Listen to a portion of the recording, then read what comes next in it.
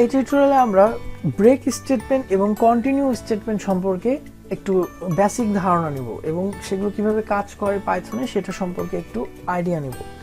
So আমরা এখন একটা নতুন ফাইল যদি ক্রিয়েট করি, এটা নতুন ফাইল বলতে আমরা একটা নতুন পাইথন ফাইল ক্রিয়েট করব। আমরা এটা নাম দিলাম যে ব্রেক এবং কন্টিনিউ, আমরা এরকম একটা নাম দিলাম। তো আমরা একটা ফর লুপ লিখি, জাস্ট একটা সিম্পল ফর লুপ লিখবো। ফর x ইন, আমরা হচ্ছে রেঞ্জ সেট করে দেবো, একটা রেঞ্জ আমরা রেঞ্জের ভিতর দিয়ে দিলাম 10। ওকে, আমরা এরকম একটা 1 থেকে 10 পর্যন্ত প্রিন্ট করার মতো এরকম একটা ফর লুপ লিখলাম, ফর x ইন রেঞ্জ 10।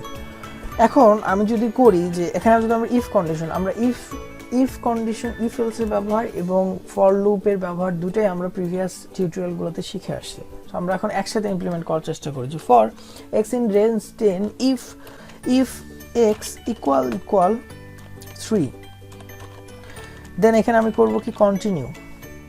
ওকে, এরপরে সে করবে কি কন্টিনিউ। এরপরে এখানে অবশ্যই আমি এখানে যে বারবার করে যেটা করার দরকার নেই, আমরা এখানে প্রিন্ট x, আমরা এখানে x এর মানটাকে প্রিন্ট করি। আমরা প্রথমে এটাকে রান করব এবং রান করে বোঝার চেষ্টা করব যেটা আসলে কি কাজটা করতেছে।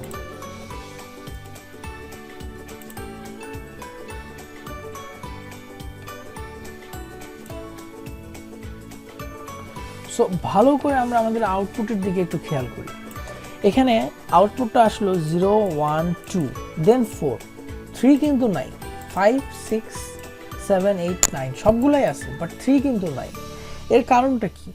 এর কারণটা হলো যে কন্টিনিউ স্টেটমেন্ট দ্বারা আমরা বোঝাই যে যখন সে 3 কে পাবে, অর্থাৎ x = 3 হয়ে যাবে, যখন সে 3 কে পাবে তখন সে করবে কি 3 কে বাদ দিয়ে দিবে। সো কন্টিনিউ বলতেই বাদ দেওয়া, অর্থাৎ তাকে ছাড়ে বাকিগুলো আবার কাজ করবে, বাকিগুলো সে প্রিন্ট করে দিবে, কিন্তু তাকে সে বাদ দিয়ে দিবে। যেমন আমি যদি এখানে সাপোজ 7 লিখি, যদি আমি এখানে 7 লিখি, যদি 7, সো রান করার সময় দেখবো আমরা 6 আছে 8 কিন্তু 7 আর নাই, কারণ হচ্ছে যে 7টাকে সে বাদ দিয়ে দিছে। সো কন্টিনিউ স্টেটমেন্ট বেসিক্যালি এই কাজটাই করে, সে কন্টিনিউ করে যায়, যেটাকে সে আমরা দিছি কন্ডিশনে সেটাকে সে বাদ দিয়ে বাকি সব কটাকে সে নিয়ে নেয়। এখন আমি যদি ব্রেক স্টেটমেন্ট সম্পর্কে একটু দেখি হয় যে ব্রেক কি, আমরা এখানে করি কি যে সেম লুপটাকে আমরা কপি করে নিই, সেম লুপটাকে কপি করে এখানে পেস্ট করলাম। এখানে আমরা করলাম কি যে যেখানে কন্টিনিউ ছিল সেখানে আমরা কন্টিনিউর বদলে এবার লিখলাম ব্রেক। ওকে, এখন কি হবে? প্রথমে তো অবশ্যই এই রেজাল্টগুলো আমরা পাবো, তো এখানে আমরা একটু রেঞ্জ কমাই দিই যেন লুপটা অল্প দেখতে পারি, আমরা খালি 0 আর 1 আসবে যেন। ওকে, জাস্ট শুধুমাত্র 1 প্রিন্ট হবে এখানে। ওকে, ওটার সাথে আমাদের এই ব্রেকের কোনো সম্পর্ক নাই, এটা সেপারেট একটা প্রোগ্রাম। তো যখন 7 পাবে তখন সে ব্রেক করবে। আমি যদি এটাকে রান করে দেখি তাহলে আমাদের যেটা আসবে সেটা হচ্ছে দাঁড়াতলো 0 1 2 3 4 5 6, বাট বাকি আর কোনো আউটপুট নাই।